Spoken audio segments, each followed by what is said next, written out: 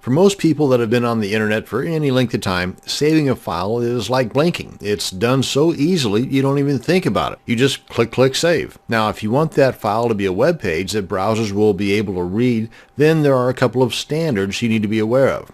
Now this video will demonstrate the ways to save your file as a web page. For a basic web page, the file extension needs to be either .htm or .html. They are looked at in the eyes of the browsers as pretty much the same thing, so you can use either one, but for the sake of consistency, pick one and stick with it. Now I'm going to be using .html mainly because it's been around longer, so if nothing else, out of respect for the elder. Okay, we have the extension part of the naming figured out, but what about the actual file name itself? You can name it really whatever you want, like my first web page, .html, or any other descriptive type name. But remember to leave 0 spaces and no funky characters. Purists say that only lowercase letters should be used, but as far as the browsers are concerned, they don't care if it's a big letter or a little letter. So letters, numbers, underscores, and hyphens, and anything else should not be used.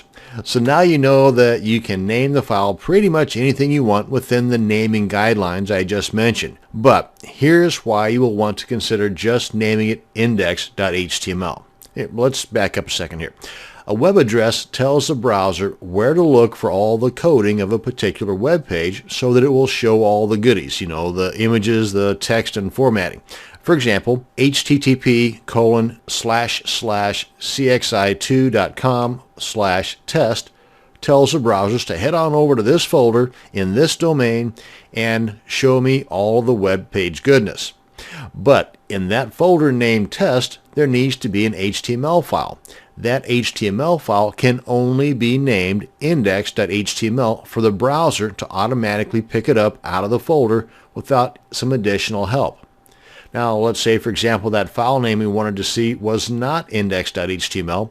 Then the browser is blind to it, just simply can't see it, and we're going to need to tell the browser the exact name in order for it to be seen. Let me show you what I mean. Now I've already logged into my server through FileZilla, and I'm at the test directory in my domain name. So now then all I need to do is drag my index.html file over to the test directory. Or you can right click and left click on upload. That, or just left click, hold, and drag it on over there. Either way, it's going to end up in the same location. And this is the URL now, and with this being named index.htm or index.html, the browser will automatically pick this up without it actually having to be declared in the URL. So let's go ahead and test this. Let me just copy this, come on into the browser, paste it up here, and go. And there's our web page. Now then, if we were to actually declare that file name, that being index.html, then it will be the exact same thing. It's just that it's not necessary. The browsers automatically look for index file names in the directories.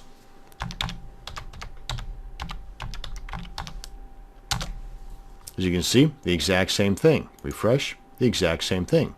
Now then, let's try this with a different name for the exact same file.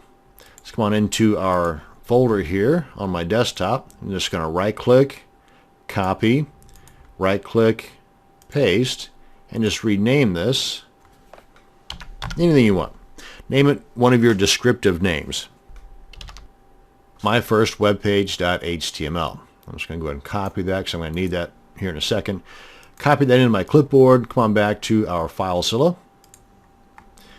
Refresh this so that file shows up. There we go.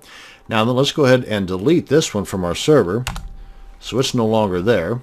Let's come on back to our browser, refresh, and there we are. This gives us the contents of that directory, and right now it's empty, just as it shows in our FTP client. So now let's go ahead and upload our same exact file, only with a different name, the descriptive name. Left click, hold, and drag it on over. Now then, if we come on back to our directory here and refresh, unlike with the index.html file, the browser doesn't recognize it automatically. It sees it's there in the directory, but it's not pulling it up unless we specifically declare it in the URL, like this.